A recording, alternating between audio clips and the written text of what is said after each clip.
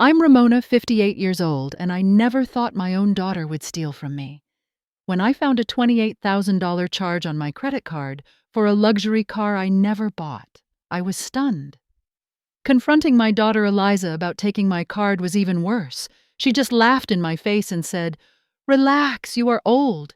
You don't need perfect credit anymore." So I did what any self-respecting mother would do. I sold the car that she had no right to purchase. Before I tell you what I did after my own daughter stole from me, let me know where you're watching from today.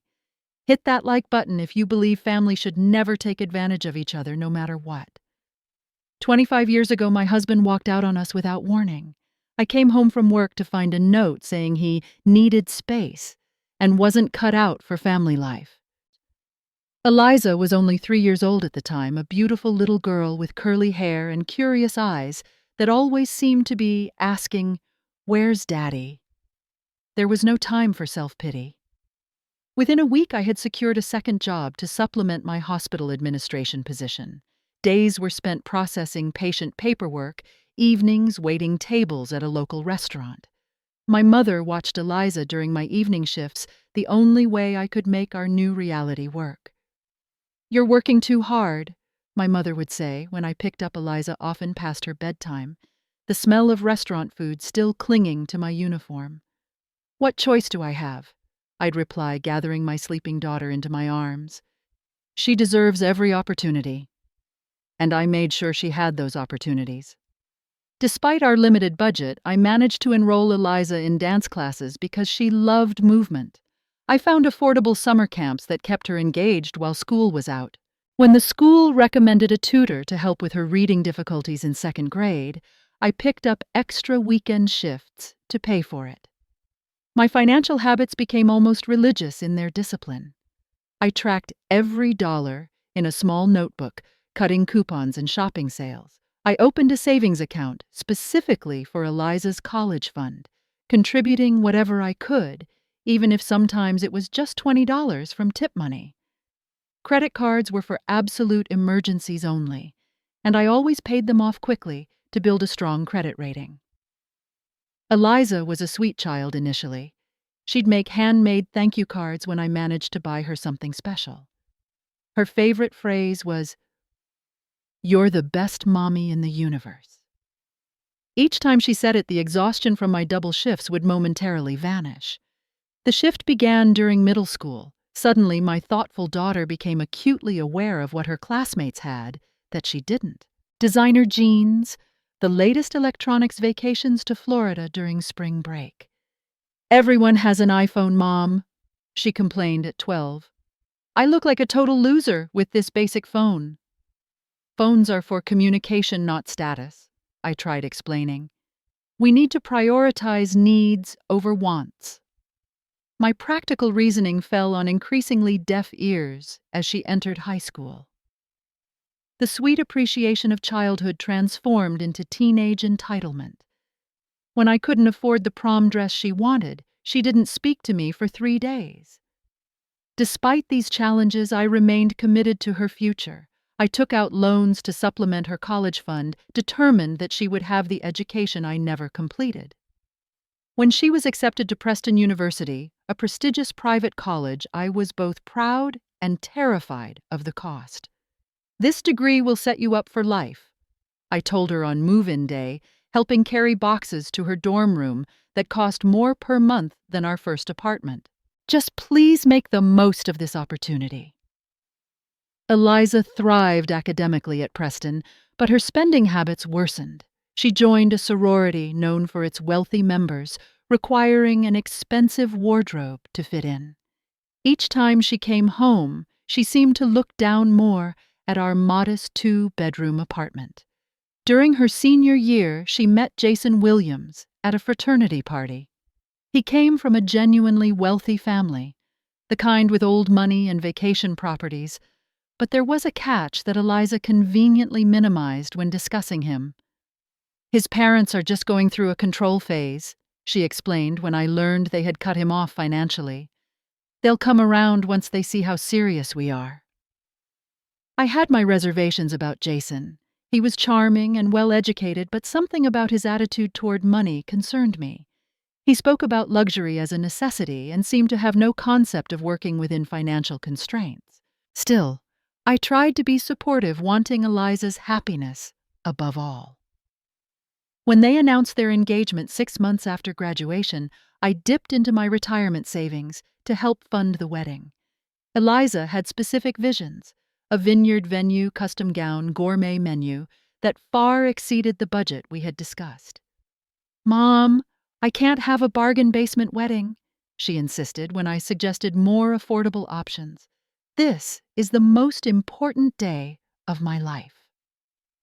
The wedding was beautiful but financially devastating for me. I smiled through it all, telling myself this was what mothers did for their only children. Jason's parents attended, but contributed minimally, still apparently at odds with their son's choices. After the wedding, Eliza and Jason established a lifestyle that mirrored his upbringing rather than their actual income. They rented an upscale apartment, bought designer clothes, and dined at expensive restaurants regularly. Jason worked at a marketing firm, while Eliza took a position at a public relations company. Their combined income was decent, but nowhere near sufficient for their spending habits. Whenever I gently suggested more careful budgeting, Eliza dismissed my concerns. "That's old-fashioned thinking, Mom," she'd say. "Everyone carries some debt these days. It's how the modern economy works." I had recently retired from my full-time hospital position, though I still worked part-time to supplement my modest retirement savings. After decades of careful financial management, I had achieved a level of security, if not luxury. My mortgage was nearly paid off, I had no debt, and my credit score was excellent. I took pride in this independence hard-won through years of sacrifice and discipline. Little did I know that my financial stability was about to be targeted by the very person I had sacrificed everything to raise. The discovery came during my monthly financial review. I've always been meticulous about checking statements, a habit formed during those lean years when every dollar mattered. The credit card I kept for emergencies typically showed minimal activity, perhaps a car repair or medical expense occasionally. So when I opened the statement and saw a $28,000 charge from Luxury Motors of Glendale, my heart nearly stopped. My first thought was identity theft. Surely my card information had been stolen. I immediately called the credit card company, my hands shaking as I navigated their automated system. "Ma'am, according to our records, this transaction was completed in person," the customer service representative explained after investigating. "The physical card was presented, and the signature matches the one we have on file." "That's impossible," I insisted. "I never made this purchase. I haven't even been to that dealership." The representative advised me to check if my physical card was missing, suggesting that perhaps someone close to me had access to my wallet. I hung up and rushed to the drawer where I kept my emergency credit card tucked inside my passport for safekeeping. The card was gone. With growing dread, I called Luxury Motors of Glendale. After identifying myself as the cardholder, I asked about the transaction. "Yes, Mrs. Anderson, I remember this purchase," the sales manager said. "A beautiful white Mercedes C-Class. It was purchased for a Mr. Jason Williams. Is there a problem with the vehicle, Jason? My son-in-law." The pieces suddenly clicked into horrible place. I remembered Eliza's visit 2 weeks earlier. She had stopped by unexpectedly, saying she wanted to borrow some old photo albums for a surprise anniversary project for me. While I made us coffee, she had spent time alone in my bedroom, supposedly looking for the albums in my closet where they were stored. She must have found the credit card while searching through my things. The realization that my own daughter had stolen from me felt like a physical blow. My legs weakened and I had to sit down as tears welled in my eyes. Not just any theft. $28,000 that would take me years to pay off on my limited retirement income. For a luxury car. For her husband.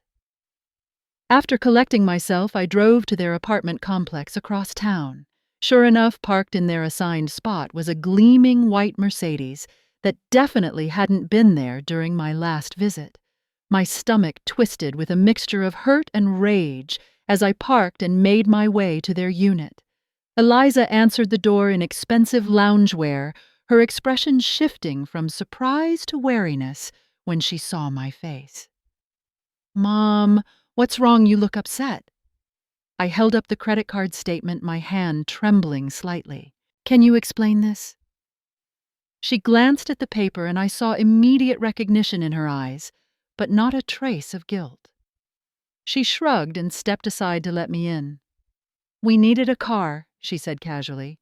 "Jason's old one was falling apart and the repair costs were getting ridiculous." "So you stole my credit card?" My voice broke on the word stole. "Borrowed," she corrected as if the distinction mattered. "We used your card because you have great credit. The interest rate is way better than anything we could get. It's not a big deal." Jason emerged from the bedroom, then his expression more appropriately concerned when he saw me. At least he had the decency to look embarrassed. "Did you know about this?" I asked him directly. Before he could answer, Eliza jumped in. "Of course he knew. It was a joint decision. Mom, seriously, you're overreacting." "Overreacting. You committed credit card fraud. You stole $28,000 from me." I could hear my voice rising, emotions I rarely displayed breaking through my usual composure. Eliza rolled her eyes like a teenager, not the 28-year-old woman she was. "Relax. You are old. You don't need perfect credit anymore. What are you saving it for anyway?" Her dismissive words stunned me into momentary silence. When had my daughter become this person? This entitled stranger who could steal from her own mother and then mock her for being upset about it? "I need you to pay this off immediately." I finally managed my voice low and controlled despite the storm inside me. "Every penny. I'll give you until the end of the week." Eliza actually laughed. "With what money we don't have, $28,000 lying around. Just make the minimum payments until we can help out. Maybe in a few months we can start contributing." "A few months? You expect me to carry this debt on my retirement income while you drive around in a luxury car?" "Mom, it's just money. We're family." "Isn't that what family does? Help each other?" Help each other. The phrase hung in the air between us. I thought of the thousands of nights I had worked double shifts to provide for her, the retirement savings depleted for her education and wedding, the endless sacrifices, large and small, that constituted motherhood as I had practiced it. And this was how she repaid that devotion, by stealing my credit card and dismissing my financial security as unimportant because I was old. I left their apartment in tears, feeling a deeper betrayal than when my husband had abandoned us. At least he had been an adult making a selfish choice that affected another adult. Eliza had been my baby, my purpose, the center of my world for 25 years. Her casual cruelty cut deeper than any pain I had experienced before. That night I couldn't sleep. I stared at the ceiling, replaying the conversation and wondering where I had gone so wrong in raising her. Had my sacrifices somehow taught her that other people's resources were hers for the taking? Had my protection from hardship created this entitlement? Or was this simply who she had chosen to become, regardless of my parenting? By morning, one thing was clear. This situation required a response. Not just for my financial protection, but for something deeper, my self-respect, and ultimately for Eliza's own character development. Sometimes love means allowing consequences, a lesson I was about to put into painful practice. The morning after my confrontation with Eliza, I called my friend Margaret, who had worked in banking for 30 years. We met for coffee at a quiet diner where we could speak privately. "This isn't just a family dispute, Ramona," Margaret said after hearing the full story. "Credit card theft is a serious crime even between family members. You could file a police report." The thought of my daughter with a criminal record made my stomach clench. "I don't want to go that far. I just want the debt resolved. and for Eliza to understand she can't take advantage of me like this. Well, you need to document everything starting now. Call your credit card company again and explain that the card was taken without permission. They'll have a process for disputed charges in cases of family fraud. I followed her advice, spending 2 hours on the phone with various departments at the credit card company. They flagged the account and sent me forms to complete for their fraud investigation. While they couldn't immediately remove the charge, they temporarily suspended interest accumulation while investigating. Next, I consulted with Alan Hartley, a lawyer who had helped with my divorce years ago. His office was still in the same modest building downtown, though his hair had gone completely gray since I'd seen him last. You have several options, Alan explained after reviewing the situation. Small claims court for the debt, a police report for the theft, or attempting to recover the asset directly. Recover the asset. You mean the car? Exactly. If you can prove you paid for it, you might have a legal claim to the vehicle itself, depending on how the purchase was structured. This possibility hadn't occurred to me. How would I find out? You'd need to see the paperwork from the purchase, the title financing documents receipt. Those would show who legally owns the car. I thanked Alan and left with a new direction. Getting those documents would be challenging, but not impossible. I still had the emergency key to Eliza and Jason's apartment, given to me years ago when they first moved in for use in genuine emergencies. Was this an emergency? I debated the ethics of using the key as I drove to their apartment complex the next day. I knew their schedule well enough to be certain they would both be at work. This wasn't breaking and entering, I reasoned. I had a key and was attempting to recover information about a fraudulent purchase made in Memoirs.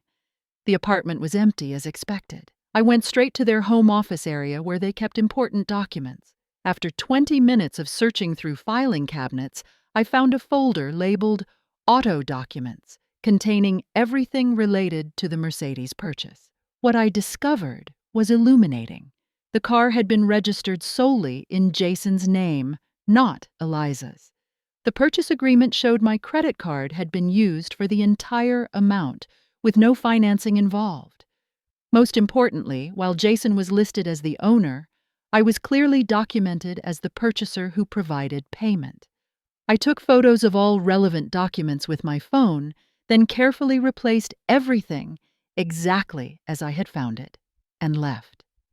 My heart was pounding with a mixture of anxiety about what I had done and determination about what I would do next.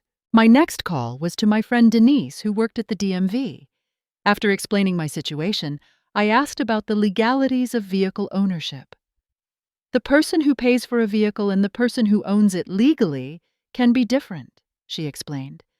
But if your card was used fraudulently and you can prove that you might have grounds to claim ownership, especially if you're listed as the purchaser. What's my next step? I asked. I'd start with the dealership. They have an interest in avoiding involvement in fraud. Be completely honest about what happened. The following day, I visited Luxury Motors of Glendale and asked to speak with the manager who had handled the sale. Samuel Johnson was a tall man with a sympathetic manner that seemed genuine rather than a sales technique. Mrs. Anderson, this is a troubling situation, he said, after I explained everything and showed him the documentation. We certainly don't want our business associated with fraudulent purchases. I'm trying to resolve this without involving the police, I explained. My daughter made a terrible decision, but I don't want her to have a criminal record. Samuel nodded thoughtfully. There might be a way to handle this. Since you were the actual purchaser according to our records and the card used was yours, we could process this as a return. We'd take a depreciation hit, but we could resell the vehicle as nearly new. Would that clear the charge on my card? We could issue a credit back to your card for the return amount. Yes, it wouldn't be the full $28,000 since the car has depreciated from being driven off the lot, but it would cover most of it. How would you get the car? I asked. We have relationships with repossession services for situations involving financing issues. I could arrange for the vehicle to be picked up completely legal given the circumstances. The plan was taking shape, but doubts lingered. Was I going too far? Would this destroy my relationship with Eliza? Then again, her theft and dismissive attitude had already damaged that relationship significantly. I thought about her laughing when I confronted her casual "relax, you are old" comment, the expectation that I should carry thousands in debt while she enjoyed a luxury vehicle. Let's do it. I told Samuel, signing the paperwork to authorize the return. Over the next few days, I meticulously documented every conversation and kept copies of all documents. Samuel arranged for the repossession to happen the following weekend, when I knew Eliza and Jason would be attending a wedding in a neighboring state. They would be taking an Uber to the airport and leaving the Mercedes parked at their apartment. As the day approached, I experienced waves of anxiety and second-guessing. Was this the right decision? Then I would remember Eliza's laughter, her complete lack of remorse, and my resolve would strengthen. This wasn't just about money. It was about teaching a critical life lesson that I had somehow failed to convey. Earlier actions have consequences, and taking advantage of others, especially in family, is never acceptable. The weekend arrived. The repossession went smoothly according to Samuel's text update. The car was returned to the dealership, processed as a customer return, and my credit card was credited with $23,000. I would need to pay the $5,000 difference, but that was manageable compared to the full amount. Now, I just had to wait for Eliza and Jason to return from their weekend away and discover the consequences of their actions. The call came at 7:30 Monday morning. Eliza's name flashed on my phone screen and I took a deep breath before answering. "Mom, someone stole our car." Her voice was panicked, breathless. "We got home last night and the Mercedes is gone from our parking spot." "The car wasn't stolen," I said, keeping my voice calm and even. "I sold it." There was a moment of stunned silence before Eliza exploded. "You what? You can't do that. That's our car." "No, it was my car," I corrected. "I paid for it with my credit card that you took without permission. The dealership has processed it as a return since I was the purchaser on record." "You had no right!" She screamed, her voice so loud I had to hold the phone away from my ear. "We needed that car. How could you do this to us? How could I do this to you? How could you steal $28,000 from me and then laugh about it? It wasn't stealing. We were going to help with payments eventually.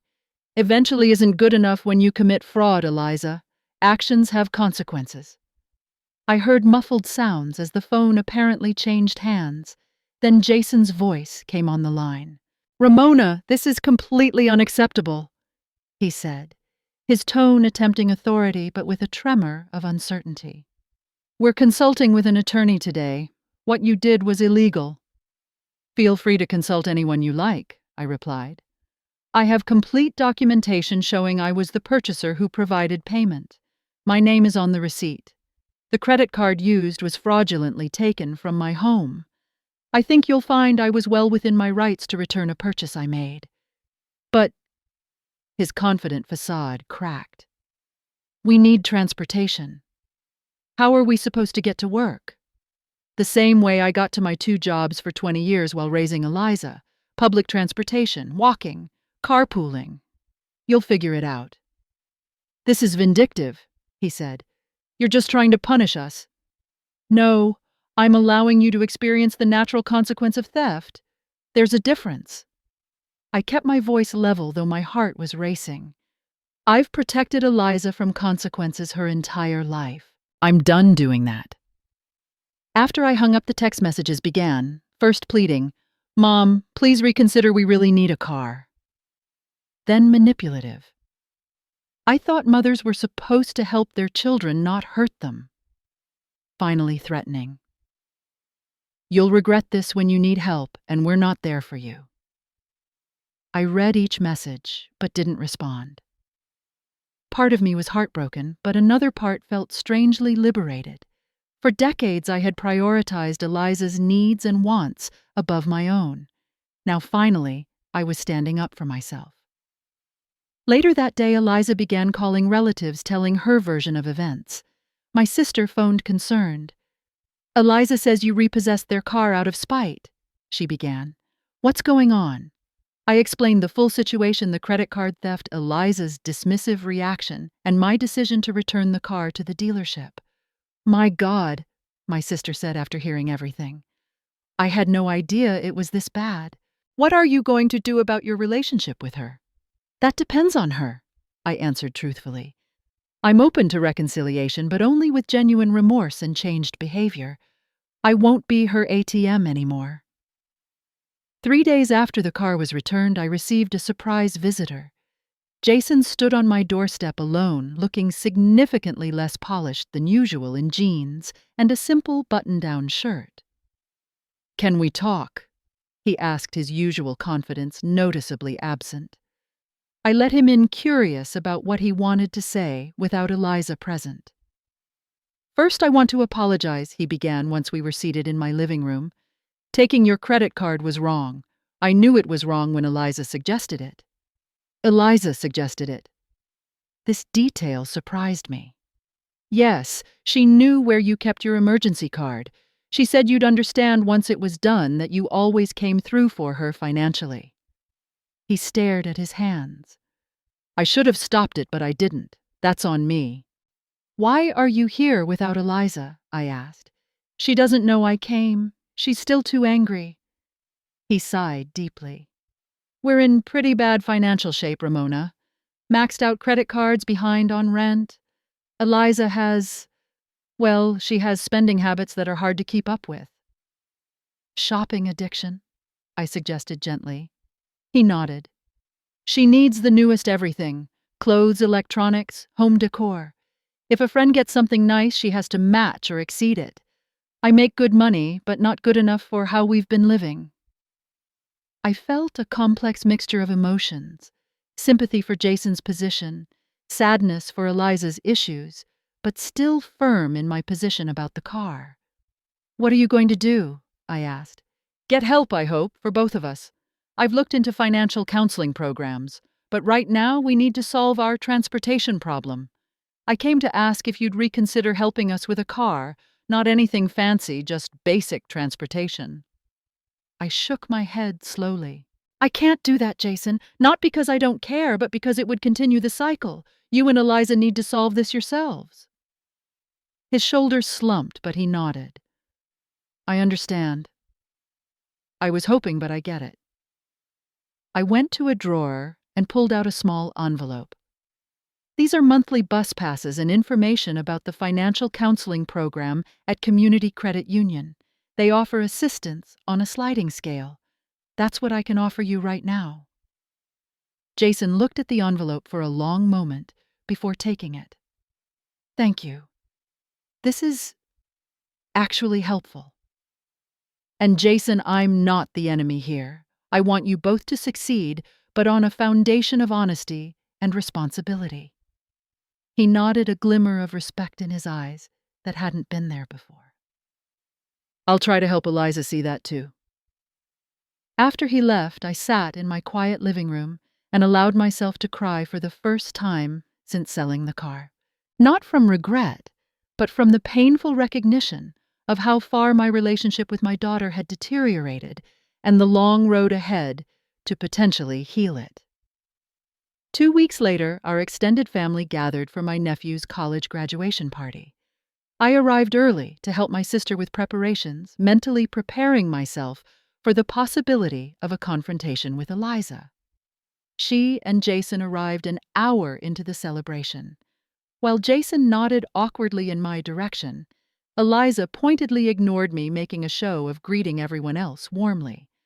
Throughout the meal, she made several loud comments about family loyalty and supporting your children no matter what.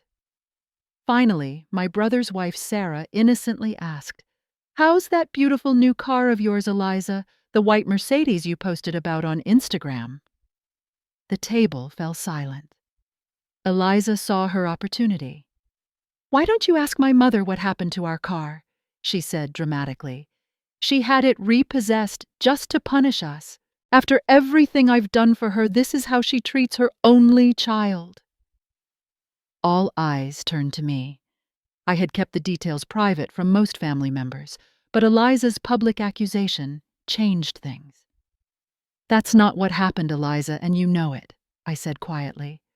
"No, you didn't have our car taken away without warning, leaving us stranded. My brother Tom, always the peacemaker, tried to intervene. Maybe this isn't the best time." "No, I think it is the perfect time," I interrupted, setting down my fork. "Since Eliza has brought this up publicly, let me clarify. Eliza took my credit card without permission and charged $28,000 for that car. When I confronted her, she laughed and told me to relax because I'm old and don't need good credit anymore. I returned a car that I technically purchased since my stolen card paid for it." Shocked expressions appeared around the table, including from my nephew Jake, the guest of honor. "Is that true, Eliza?" my mother asked, her voice sharp with disapproval. "She's twisting everything," Eliza insisted, but her confidence was wavering. "We borrowed the card for a necessary purchase. We were going to pay her back." "By making minimum payments eventually," I challenged, "while you drove a luxury car and I carried $28,000 in debt on my retirement income." Eliza's face flushed. She stood abruptly, grabbing her purse. "I don't have to listen to this. No one here understands what Jason and I have been going through. Come on, Jason, we're leaving." To everyone's surprise, including Eliza's, Jason didn't move. "No, Eliza, we need to own what we did. Your mother is right." The look of betrayal on Eliza's face was painful to witness. Without another word, she stormed out alone, leaving an uncomfortable silence behind. Tom broke the tension. "I think we all need to refocus on celebrating Jake's achievement today. But Ramona, for what it's worth, you absolutely did the right thing." Several other family members murmured agreement, to my surprise. After Eliza left, my sister pulled me aside to a quiet corner of the backyard. "This isn't the first time she's taken advantage," she confided. "She borrowed $500 from me last year for a medical emergency that mysteriously coincided with a designer handbag sale. I was too embarrassed to tell you." "Why embarrassed?" I asked. "Because I felt I was criticizing your parenting. Eliza has always been your blind spot, Ramona. You've sacrificed everything for her, and she's come to expect it." Her words stung, but rang true. The next day, I made an appointment with a family therapist, Dr. Wiseman, seeking perspective on how to move forward. "Based on what you've shared," Dr. Wiseman said during our session, "your daughter displays classic entitled behavior that's been reinforced over time. Your recent boundary setting, while painful, was actually healthy." "I keep wondering where I went wrong," I admitted. "I tried to give her everything I didn't have growing up. And that's part of the pattern. By solving all her problems and shielding her from consequences, you inadvertently taught her that others should sacrifice for her comfort. It's a common parenting challenge, especially for single parents who feel guilt about what they can't provide." "So what now?" "Our relationship seems broken." "It's damaged, not broken," she corrected. "Healing starts with maintaining clear boundaries while still expressing love, and recognizing that reconciliation requires her to take responsibility for her actions." After several more therapy sessions, I felt strong enough to write Eliza a letter expressing my feelings. I explained how deeply her theft had hurt me, not just financially, but as a betrayal of trust. I outlined the sacrifices I had made throughout her life, not to make her feel guilty, but to help her understand the context of my pain. I ended by expressing my continued love and openness to rebuilding our relationship, but with new, healthier boundaries. Eliza never acknowledged receiving the letter, though the tracking showed it was delivered. 3 weeks passed with no contact, the longest we had gone without speaking since she left for college. During this silence, I experienced a profound grief, as if mourning the daughter I thought I had raised. I joined a support group for parents with adult children issues, finding comfort in stories similar to mine. Many parents had enabled their children's poor behavior out of love only to face painful reckonings when those patterns became unsustainable.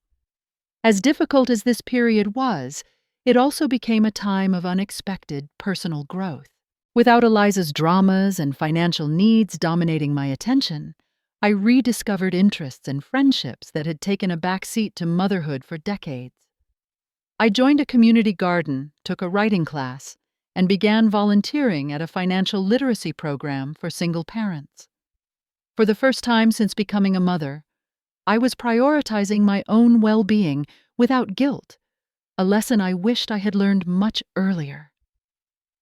1 month after the family graduation party, I received an unexpected email from Jason sent from his work account. "Ramona, I wanted to update you privately. I've found a new job closer to our apartment that I can reach by bus. It pays slightly less but eliminates transportation issues." Things remained tense with Eliza. She refused to consider the financial counseling information you provided. Our credit card debt continues to be a source of conflict, and honestly, our marriage is struggling. I've suggested therapy, but Eliza insists the only problem is lack of money, not spending habits. I'm not sure where we go from here, but I wanted to thank you for standing firm. It's forcing at least me to make better choices. Jason. The email left me with mixed feelings. I was sorry to hear about their marital problems, but encouraged that Jason seemed to be making positive changes. I wrote back a brief, supportive response, making it clear that while I couldn't provide financial assistance, I was available for emotional support if needed. A week later, while shopping for groceries at Wilson's Market, I literally bumped carts with Eliza in the produce section. We both froze, equally startled by the unexpected encounter. "Mom," she acknowledged stiffly. "Hello, Eliza," I replied, trying to keep my voice steady despite my racing heart. "How are you?" She looked thinner, her designer clothes replaced by simpler attire. "Managing," she said curtly, then after a pause, "You look well." An awkward silence stretched between us until I gathered my courage. "Would you like to get coffee? There's a cafe next door." She hesitated, then nodded reluctantly. "Fine. Let me pay for these first." 20 minutes later, we sat across from each other at a small table, coffee cups, creating a barrier between us. The silence felt oppressive until I finally spoke. "I've missed you," I said simply. "Have you?" Her tone was bitter. "You have a funny way of showing it." "Eliza returning the car doesn't mean I don't love you. It means I won't be taken advantage of, even by people I love." She stared into her coffee. "Jason says the same thing. He's become quite the advocate for financial responsibility lately." The air quotes were audible in her tone. "Is that such a bad thing?" "It is when we can barely make rent." Her composed facade cracked slightly. "Do you know how humiliating it is to go from driving a Mercedes to taking the bus people at work have noticed? They talk." "I took the bus for years while raising you," I reminded her gently. "There's no shame in living within your means." "That's easy for you to say. You have everything figured out." I couldn't help but laugh, which clearly irritated her. "Eliza, I'm 58 years old. If I have things figured out financially, it's because I spent decades making difficult choices and sacrifices. It didn't happen overnight." "Well, some of us don't want to wait decades to have nice things. And some approaches to getting nice things are illegal, like credit card theft." She flinched at the directness, but didn't argue the point. After another sip of coffee, she asked, "So what now? Are you going to help us get back on our feet? Or is this tough love routine permanent?" "That depends on what you mean by help. I won't give you money if that's what you're asking." "Of course, that's what I'm asking. We're struggling, Mom." "I can help you learn to budget, connect you with financial counseling, even help you find additional income sources. But I won't enable the same patterns that got you here." Her eyes filled with unexpected tears. You don't understand how hard this is. Everyone thinks I have it all together, that my life is perfect. And now it's all falling apart. This vulnerable moment surprised me. Behind the entitlement was my daughter genuinely struggling with the gap between appearance and reality. Perfect lives on Instagram aren't real. Eliza, no one has it all together. You do, she said quietly. I've always been jealous of that. You never seem to worry about what others think. You've always been so sufficient. The admission stunned me. Sufficient, Eliza, I've spent most of my adult life terrified of financial ruin. Every car repair, every medical issue, every tuition increase kept me awake at night. I just didn't show it because I didn't want you to worry. Really? She seemed genuinely surprised. Yes, really. Financial stability doesn't come from luck or magic. It comes from thousands of small decisions, sacrifices, and discipline over time. There's no shortcut. She dabbed at her eyes with a napkin. We're so behind now. The credit card debt is crushing us. Jason wants me to sell my designer bags and jewelry. Can you believe it? Actually, that's not a bad idea, I said carefully. Those items have resale value that could provide immediate financial relief. But they're mine. I worked hard for those things. I bit back my first response, which would have been to ask exactly how hard she had worked for items purchased on credit cards. Instead, I asked, which is more important, keeping those items or reducing your financial stress? She didn't answer directly, but her expression suggested the question had landed. Our conversation continued, not resolving everything, but opening a door that had been firmly shut. We parted with a tentative plan to meet again the following week. As I drove home, I reflected on the changes in my own life since the car incident. I had joined a book club that met weekly at the library. I was taking watercolor classes at the community center. I had reconnected with old friends who had drifted away during the years when Eliza's needs consumed most of my free time and emotional energy. Most importantly, I had discovered a newfound sense of self-respect. For too long, I had measured my worth primarily through my identity as Eliza's mother and provider. Now, I was rediscovering who Ramona was as a complete person, with interests, opinions, and boundaries of her own. This unexpected journey, triggered by a painful betrayal, was leading to growth I never anticipated. While the relationship with my daughter remained complicated, I no longer felt that my entire happiness depended on her approval or appreciation. That alone was worth every difficult moment this situation had brought. 6 months after selling the car, my doorbell rang on a Sunday afternoon. I opened it to find both Jason and Eliza standing there, a marked difference from the angry, entitled couple who had confronted me half a year earlier. "Can we come in?" Eliza asked, her tone lacking the defensive edge I'd grown accustomed to. "We'd like to talk." I welcomed them inside, noting subtle changes in their appearance. Jason's designer watch was gone, replaced by a simple timepiece. Eliza's manicure was natural, rather than her usual elaborate design. Small things perhaps, but telling. "We've made some changes," Jason began once we were seated in the living room.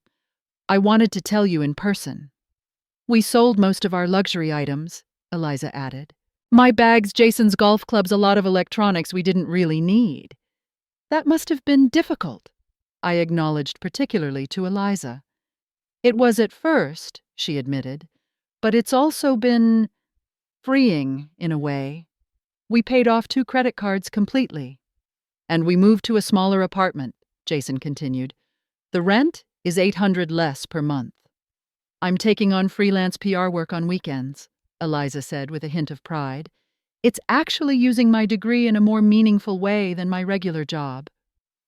Their transformation seemed genuine, though I maintained cautious optimism. Too many times I'd seen promising changes from Eliza that didn't last. "That all sounds positive," I said carefully. "What prompted these decisions?" Eliza and Jason exchanged glances before she answered. "Remember that financial counselor you recommended? We finally went about 3 months ago. He helped us see how unsustainable our lifestyle was. And, Jason added, we've been going to couples therapy to work through some of our different values around money. It's been eye-opening. I nodded, genuinely impressed by their efforts. I'm proud of the steps you're taking. Eliza leaned forward, her expression serious. Mom, I owe you an apology. A real one, not like before. She took a deep breath. Taking your credit card was wrong, completely wrong. There's no excuse for what I did, and how I spoke to you afterward was even worse. The apology I had waited months to hear was finally happening, and it appeared sincere. The therapist helped me see how entitled I've been, she continued, how I've taken your support for granted my entire life. The car was just the most extreme example. What changed your perspective? I asked. Honestly, hitting rock bottom. About 2 months ago, we couldn't pay all our bills. We had to choose between electricity and phone service. That reality check combined with the counseling finally got through to me. To both of us, Jason amended. I was just as responsible even if the card taking was Eliza's idea. I should have stopped it. We'd like to start rebuilding trust, Eliza said. We know it won't happen overnight, but we're committed to proving ourselves through actions, not just words. To demonstrate their commitment, they showed me the budget they had created with their counselor. It was realistic and responsible accounting for debt repayment while living within their means. They had even started a small emergency fund. We'd like to invite you to dinner next week, Eliza said as they prepared to leave. At our new place. Nothing fancy, just home cooked. We'd like this to be a new beginning if you're willing. I'd like that very much, I replied, feeling cautiously optimistic. The dinner the following week was indeed modest, pasta with vegetables and garlic bread. But the conversation was rich with newfound openness. Eliza showed me their debt repayment schedule, and we discussed strategies for accelerating it. Jason talked about his promotion prospects at work. For the first time in years, we communicated as adults, rather than as parent and entitled child. Over the next few months, our relationship continued to heal through regular family therapy sessions. The process wasn't always smooth. Old patterns occasionally resurfaced, particularly when Eliza felt financially constrained. But the foundation was stronger now, built on mutual respect rather than financial dependence. 1 year after the car incident, I invited Eliza and Jason to lunch at my home. After the meal, I presented them with an envelope. "What's this?" Eliza asked.